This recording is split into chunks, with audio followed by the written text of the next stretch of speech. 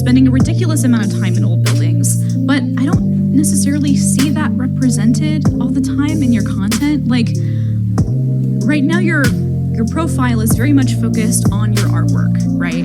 On the process, on you as an illustrator, but similar to Sophia, I want you to kind of decenter that a little bit. And I know that might sound counterintuitive, but hear me out. So you work every single day, right, in these old buildings, like I mentioned, and your ideal audience is probably also very interested in old buildings, in history, right? So why not talk about that more? Why not talk about the history of these places and making that a series even, where you just talk about these buildings, show up on camera, talk about your work, the history.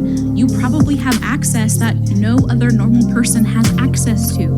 Not very many people know what architectural conservators do, so teach us, right?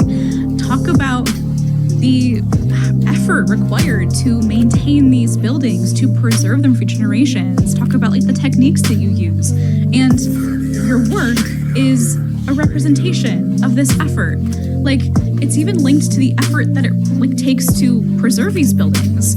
Your work is so effortful. There's this focus on accuracy, right? Attention to detail. These two kind of aspects of you are so linked together that it feels silly to me that you're not talking about your work more. Like, I would almost encourage you to try something very different from what you're doing now, and to have your content be focused first and foremost on your job and this passion that you have for old buildings and preserving them. And then when you have someone hooked, again, on that shared interest, right? Always thinking about how we can meet our customer where they are at, then you introduce your work. And you talk about how your work is a manifestation of this interest, how you want to preserve buildings, and so you are doing it in your own way in your free time. That to me is a way more kind of compelling elevator pitch for your content than just posting like you are right now. Like, it's the black and white vibe. I don't hate it, first and foremost, but there's a missed opportunity in this content.